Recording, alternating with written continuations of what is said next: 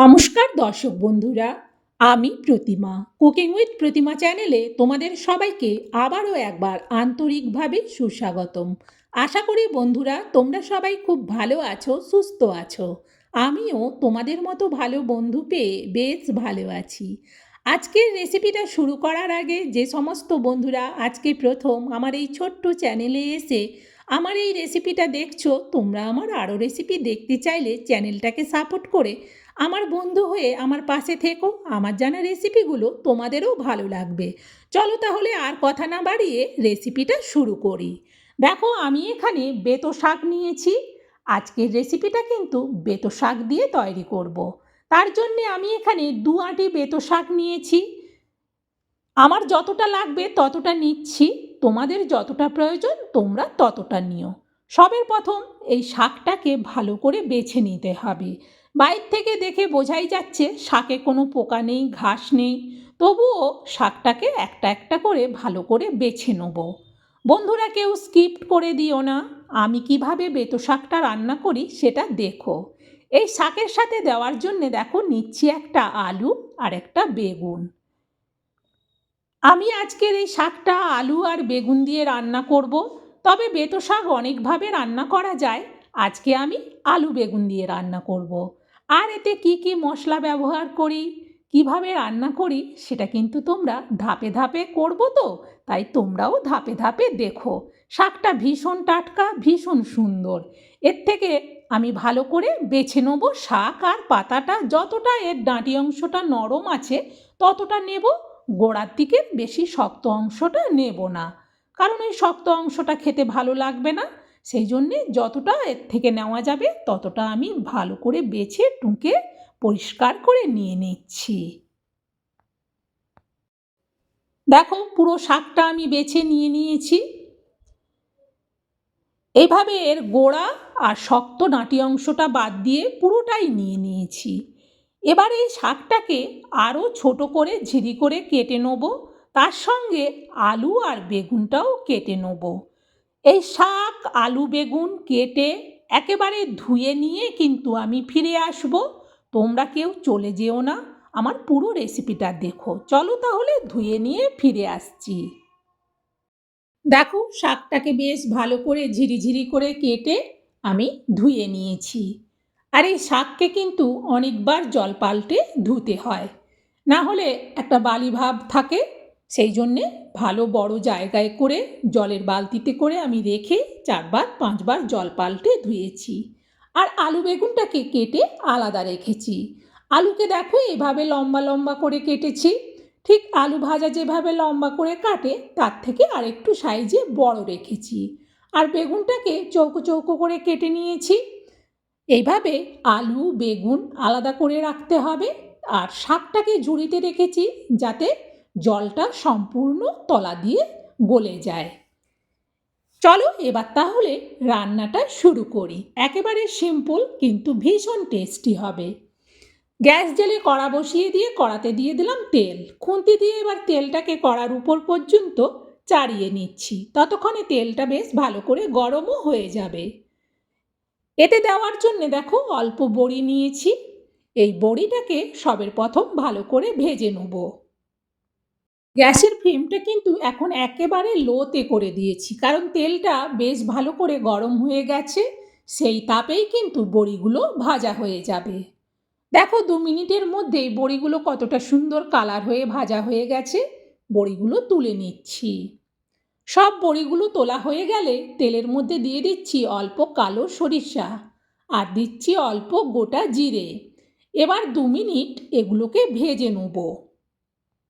এর থেকে যখনই সুন্দর সেন্ট বেরোবে তখনই বুঝতে হবে যে এগুলো ভাজা হয়ে গেছে। তখন এতে দিয়ে দেবো আলুগুলো। সব আলুগুলো একেবারেই দিয়ে দিলাম। এবার খুন্তি দিয়ে আলুগুলোকে ভাজতে থাকবো। গ্যাসের ফ্লেমটা বাড়াবো না, তাহলে কিন্তু এই যে ফোড়নটা দিলাম ওটা পুড়ে যাবে। লো আঁচে আলুটাকে আমি 3 মিনিটের মতো ভালো করে ভেজে নিলাম। দেখো আগের থেকে আলুর কালার অনেকটা সুন্দর হয়ে গেছে, আর আলুটা কিন্তু অনেকটাই সেদ্ধও হয়ে গেছে। দিয়ে দিচ্ছি এবার বেগুনগুলো। আলুটা এরকম যখন অনেকটা সেদ্ধ হবে তারপর বেগুনটা দেব। এবার বেগুনটাকেও আলুর সাথে ভালো করে নাড়াতে থাকবো। গ্যাসের ফ্লেমটাকে মিডিয়ামেই রেখেছি। এইভাবে কিছুক্ষণ ধরে বেগুনটাকেও ভাজলাম। এরপর দিয়ে দিচ্ছি এতে পরিমাণ মতো লবণ আর দিচ্ছি অল্প একটু চিনি। খুন্তি দিয়ে আবারও আলু বেগুনটাকে নাড়াতে থাকবো। তার সাথে লবণ চিনিটাও ভালো করে সবটার মধ্যে মিশে যাবে। এই শাকটা রান্না করাটা ভীষণ সহজ, কিন্তু একটু এইভাবে রান্না করলে গরম ভাতের সাথে খেতে ভীষণ সুন্দর লাগে। দেখো প্রায় আমি 3 মিনিটের মতো আলু আর বেগুনটাকে ভেজে নেওয়ার পর দিয়ে দিচ্ছি হলুদ আর দেব পরিমাণ মতো লঙ্কা। যে যেমন ঝাল পছন্দ করো সে সেই অনুযায়ী লঙ্কা দিও। হলুদ আর লঙ্কাটা দেওয়ার পর আবারও আলু বেগুনটাকে নাড়াতে থাকবো। এতে করে আলু বেগুনটাও ভালো করে ভাজা হবে আর হলুদ লঙ্কার গুঁড়োটাও ভাজা হবে। এবারেতে আমি দিয়ে দিচ্ছি শাকগুলো। প্রথমে কিছুটা শাক দিলাম, দেওয়ার পর খুন্তি দিয়ে আলু বেগুনটা শাকটাকে ভালো করে মিশিয়ে নেব। কিছুটা মিশিয়ে নেওয়ার পর তারপর আবারও বাকি শাকটা দেব। একেবারে শাকটা দিলে তখন নাড়াতে অসুবিধে হবে, সেই জন্যে অর্ধেকটা শাক দেওয়ার পর ভালো করে দেখো আলু বেগুনের সাথে মিশিয়ে নিয়েছি।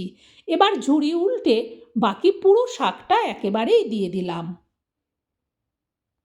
খুন্তি দিয়ে আবারও পুরো শাকটাকে ভালো করে মিশিয়ে নেব। আর শাকটা তো ভীষণ নরম, সেই জন্যে এইভাবে ভালো করে মিশিয়ে নেওয়ার পর এটা ঢেকে দিচ্ছি। প্রায় মিনিট 3 বাদে আমি কড়ার থেকে ঢাকনাটা সরাচ্ছি। দেখো শাকটা কতটা কমে গেছে। আবারও ভালো করে খুন্তি দিয়ে উল্টে পাল্টে আলু বেগুন শুদ্ধ শাকটাকে মেশাতে থাকবো। এইভাবে মেশাতে মেশাতে শাকও সেদ্ধ হবে, আলু বেগুনও সেদ্ধ হবে। এতে তো আর জল দেব না, এমনি এইভাবে বানাবো, সেই জন্যে ভালো করে নেড়ে দিলাম। এরপর দিয়ে দিচ্ছি অল্প একটু কাঁচা লঙ্কা কুচি। আমরা এই শাকটাকে একটু ঝাল খেতে পছন্দ করি, সেই জন্যে লঙ্কা গুঁড়োও দিলাম, আবার একটু কাঁচা লঙ্কা কুচিও দিলাম। দেওয়ার পর এটা আবারও ঢেকে দেবো। ঢেকে গ্যাসটাকে কমানোই থাকবে। আবারও আন্দাজ মতো প্রায় মিনিট 3 বাদে কড়ার থেকে ঢাকনাটা সরাচ্ছি। খুন্তি দিয়ে একবার ভালো করে নেড়ে দিচ্ছি।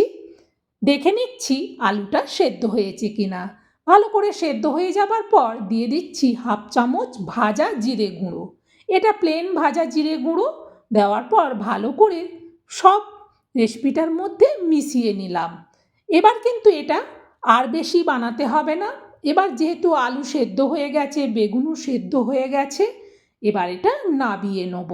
দেখো রেসিপিটা ভীষণ বানানো সহজ, কিন্তু সত্যিই বলছি এইভাবে বানালে খেতে দারুণ লাগে।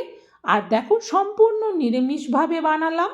যদি কেউ চাও পেঁয়াজ দিতে দিতে পারো। এবার চলো শাকটা নাবিয়ে নিই।